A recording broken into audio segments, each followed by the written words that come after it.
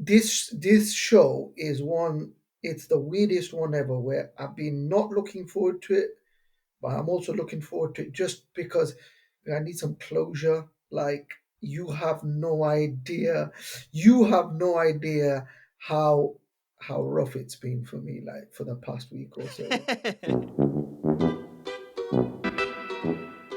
Welcome to A Different Corner, the only George Michael themed fantasy football podcast on the internet. I'm joined by my dear friend Dr. Luman Ali, and whilst this is the only George Michael themed fantasy football podcast online, I want to recite lyrics not from George Michael, but from the Disney classic The Lion King. Hakuna Mateta. What a wonderful phrase. Hakuna Mateta ain't no passing craze, Lumen. It means no worries for the rest of your days. It's our problem free philosophy. Hakuna Mateta.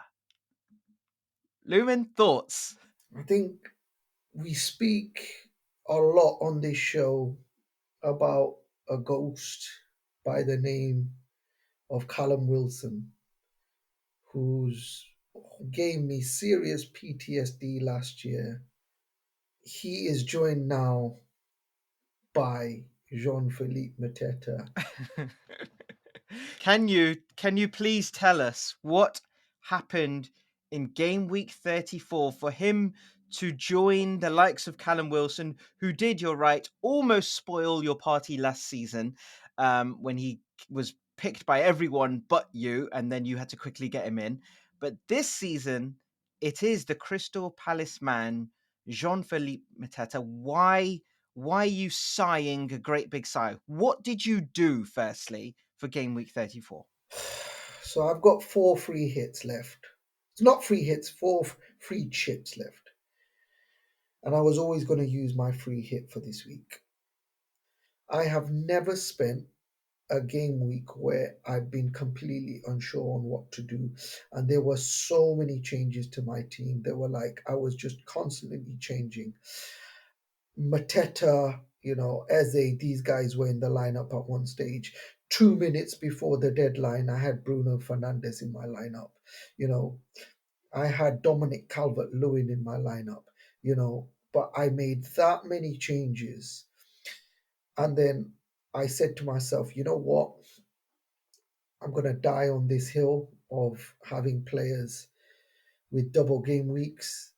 And it wasn't a wrong hill to die on. It's just I chose the wrong players. Now, let's start off where I blatantly got it wrong.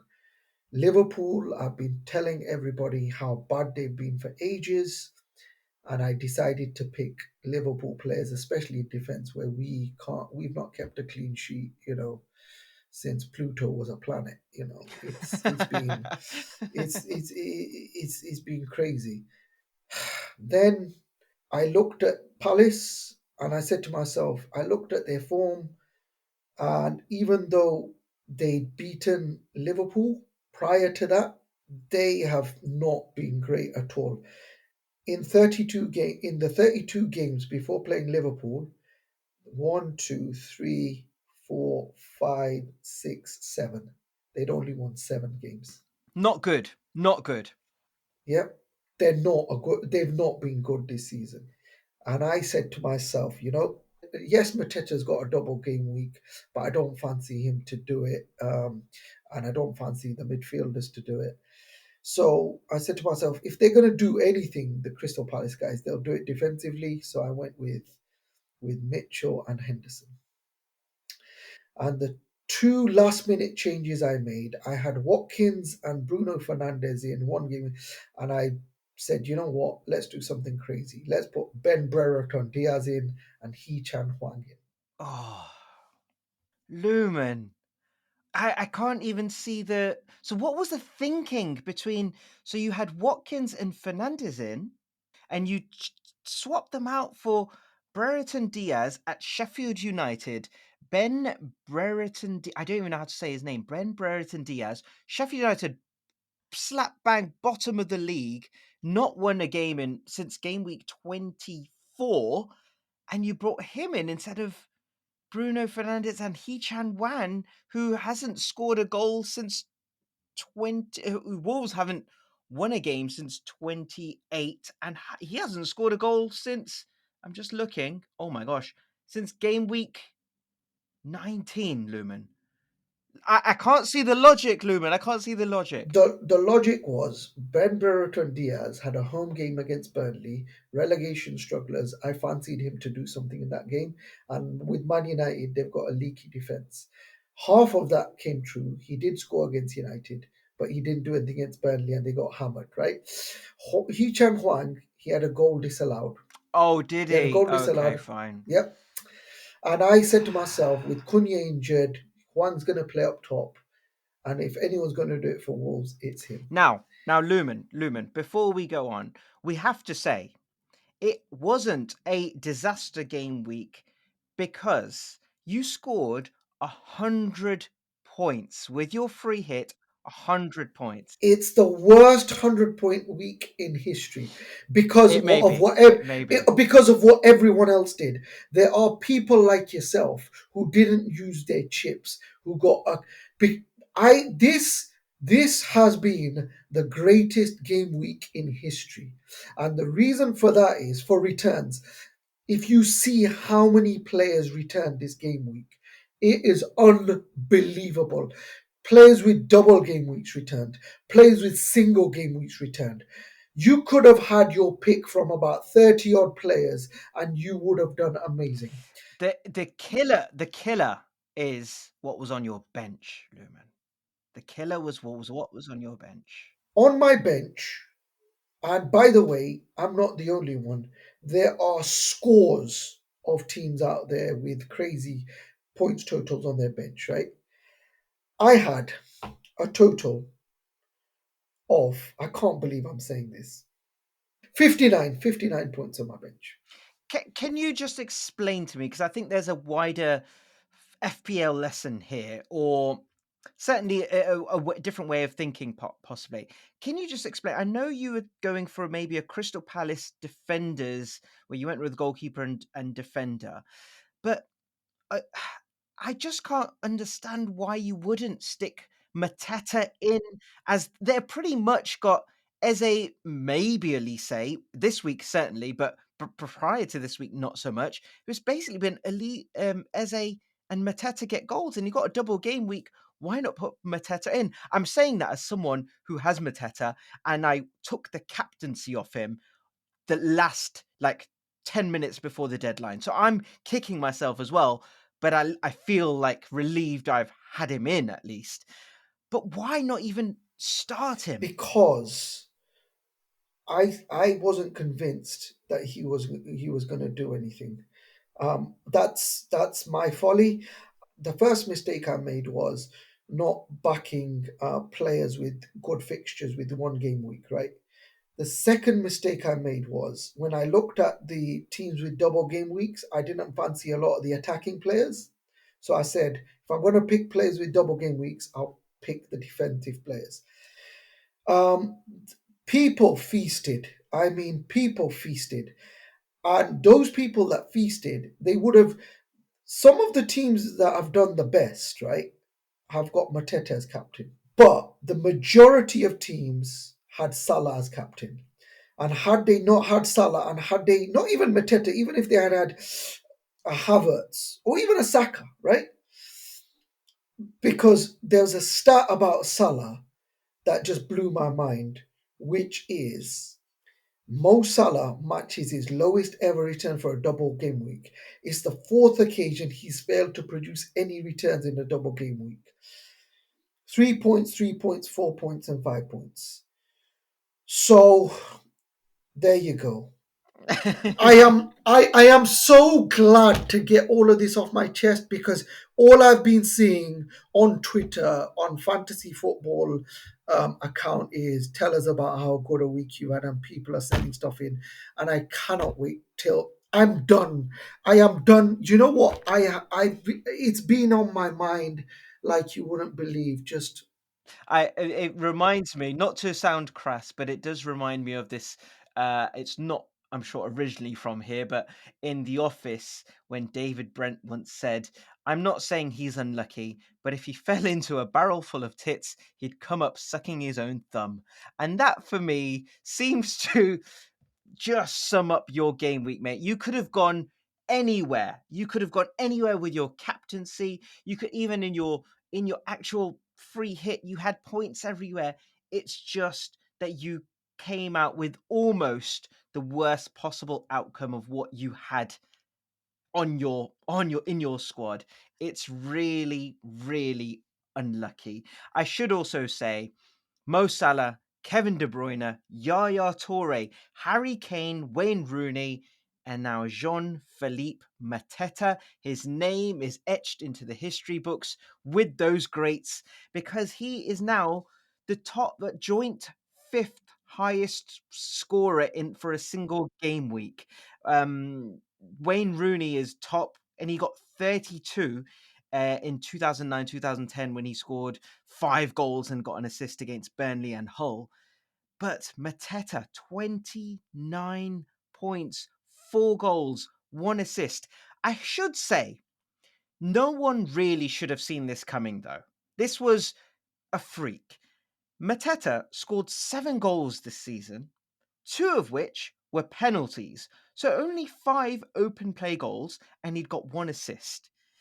It makes no sense. And then he had, I think, one double digit haul for the season.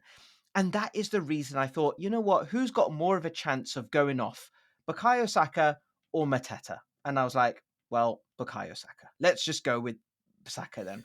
But having said that, I don't think you've ever done two transfers as good as you did this week. Well, yeah. So let's get to mine then, shall we? Mine did work out well. I got 98 points. I did do a -4.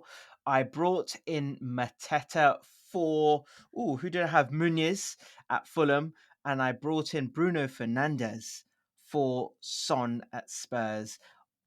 Fernandez on a single game week. I went with that purely because they had Sheffield United at home.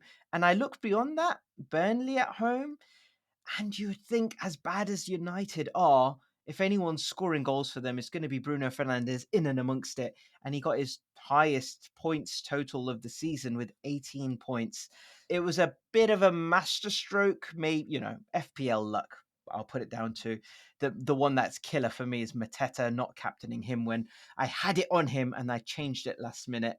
Otherwise, I got Henderson in goal. I had clean sheets and Kiwior and Smith at Bournemouth, and I captained Saka and Solanke up front. 98 points. I'll take that for without a chip. Let's actually then move forward a little. In fact, no, we should pick on one thing. Just a quick chat about Liverpool and Mo Salah because that has got a lot of people wondering about what they do with Mo. I mean, the straight swap you would think would be Son for Salah. Firstly, are Liverpool out of it now? Are they actually done? Do you think? And They were secondly, never in it. no, but come on. Certainly in They the were never in it. no. I've been you just need to listen to every podcast. I've been calling it not because I'm some sort of genius or whatever. It's because it's obvious. You can't keep going behind in every game and expect to win the league. It's gonna bite you in the ass, and that's exactly what's happened.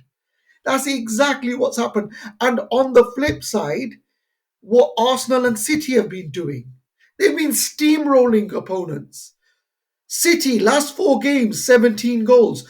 Arsenal, every game they're pulverizing opponents. And there's Liverpool going behind in every game. You expect, and then what happened was we all season long we've been conceding goals for fun, but we were bailed out because of the emotion, because of some of the subs, some of our forwards.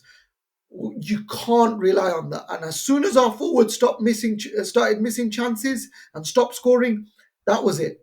Liverpool right now, I wouldn't have a single Liverpool player in my team. Forget Mo Salah. I wouldn't have a single Liverpool player in my team.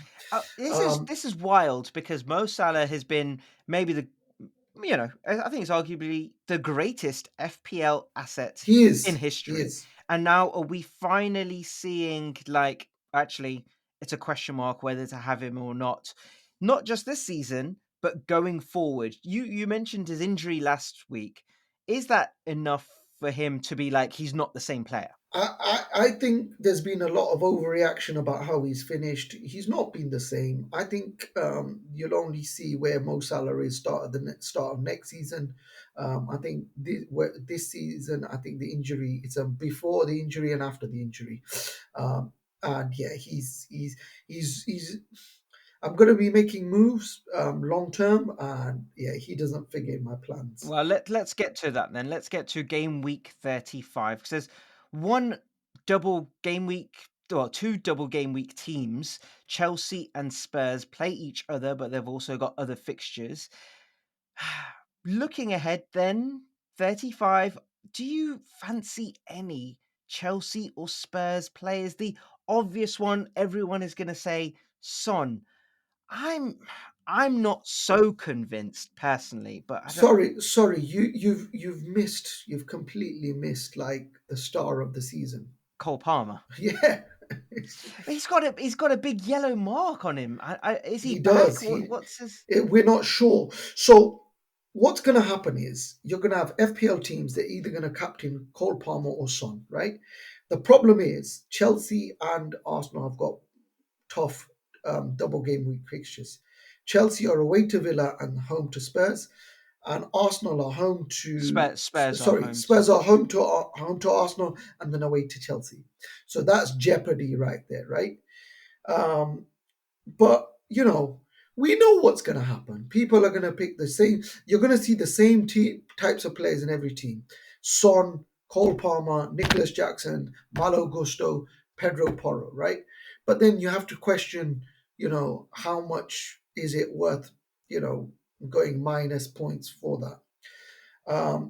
So I think in terms of captaincy, it's going to be either Palmer or Son. Yeah, see, Palmer makes the most sense probably for me if he's fit.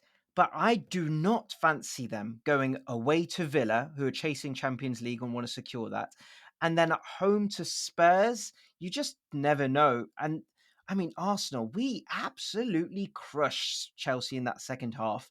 Saying that, they should have scored goals still. And Nico Jackson, I don't know what. Miss Jackson, we kept talking about, I'm sorry, Miss Jackson. He just misses, does Jackson. It's terrible. He should have scored probably twice. So they are going to get chances. And if Cole Palmer's in there, yeah, you can, I mean, Cole Palmer's Cole Palmer. I also like Madueke, but at 5.3 as just differentials, or Brennan Johnson at Spurs as a differential. But I'm leaning, I'll be honest with you, at a single game week player as captaincy, because there are some other interesting players there personally. Yes, and there's one guy. He's going straight into my team. I don't care. Bruno Fernandes? No, Isak? no, Oh, wow. no. Go on. Let's just say he's no flash in the pan. Oh, Anthony. I'm surprised after he only scored the 1 point. But the thing is, Newcastle at home are a different prospect, aren't they? They Newcastle are. at home, and they're at home to bottom of the table Sheffield United. And we did one thing we didn't. I forgot to mention last week about last week game week, right? Game week before, I bring in Brian Mbuemo as a differential. He does nothing, and then in the free hit that I do, and I take him out, he gets 2 assists. It was a horrific double game week for me, and now Mbuemo I go away to Everton, right? If I take him out, he's going to score a hat trick against a blooming team that's get 2 clean sheets on the bounce. Let's It's just look at I can't do this anymore. Honestly, I can't do the. this anymore. I can't call it. What's gonna happen? So here's where this is what I'll tell you. Man U are at home to Burnley, but Burnley have only lost one game in 7 and are fighting. There's some interesting players there. Garnacho at 5 million, Fernandez at 8.4 on the back of two. He's got in his last 4 games 8, 9, 15, 18. Come on, Man United, as bad as they are, Burnley at home, then Crystal Palace away, and then Chelsea, Arsenal at home is going to be tricky. But Fernandez. I also like Villa and Watkins at home to Chelsea. Chelsea's defense was so bad against Arsenal. Watkins is gonna have a field day, I would think. For differentials, this is. Newcastle is the one where I'm rubbing my hands, licking my lips. I've already got Anthony Gordon in. If I could, I would get in Fabian Schär and Isak in. Personally, I might even do that as a -4 just because. And Isak's got 6 goals in his last 4 home games. And home to Sheffield United, surely if there's a banker, if you can call it, surely that's the one you call. And then Everton are at home to Brentford. Everton are escaping, are trying to get out of this mess. That's a massive, massive game. Someone I know got Dwight McNeil in. And oh my gosh, he's been scoring goals recently. 5.4 million.